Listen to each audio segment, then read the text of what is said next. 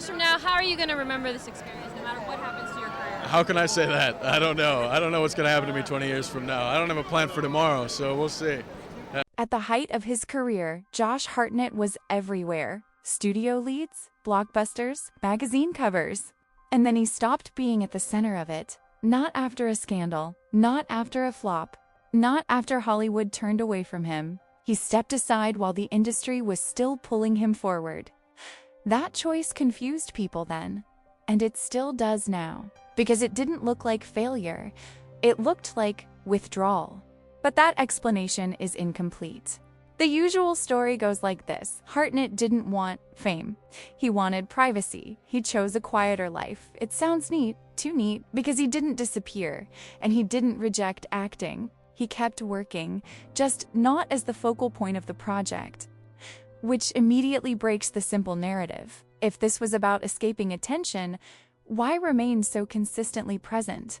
At his peak, Hartnett was being positioned for something very specific. Franchise leads, long-term studio commitments, a public image designed to scale and repeat. That system rewards momentum, but it also narrows options. Roles begin to choose you. Your image hardens, and deviation becomes expensive. Hartnett recognized that early, not as fear of fame, but as a loss of control over trajectory. So instead of accelerating upward, he shifted sideways. Not by quitting, by changing where he stood in the frame. From the industry's perspective, that move was destabilizing, turning down franchise gravity, avoiding long-term brand alignment, refusing to anchor projects around his persona. Inside the system, that sends a clear signal. You won't be predictable. You won't scale on demand. You won't stabilize a decade-long plan. Once that signal is sent, the machine adapts.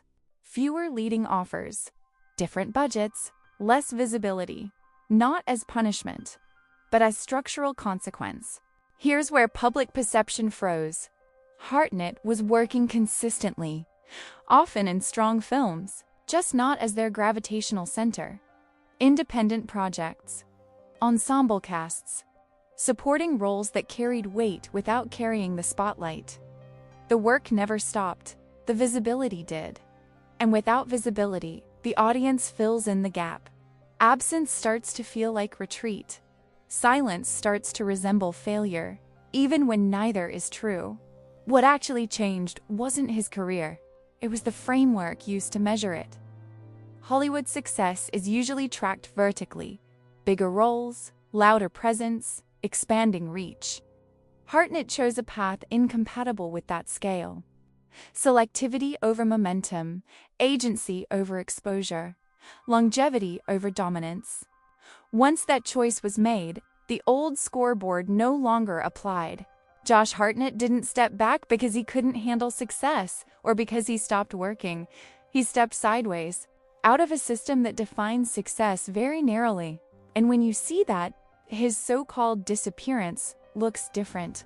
Not like an absence, but like a boundary around centrality. A career that didn't collapse. It simply refused to orbit one role, one image, or one definition of what success was supposed to look like. In the next episode, we look at a different kind of exit, not a shift in roles, not a change in direction, but a complete disappearance. And what happens when no explanation follows.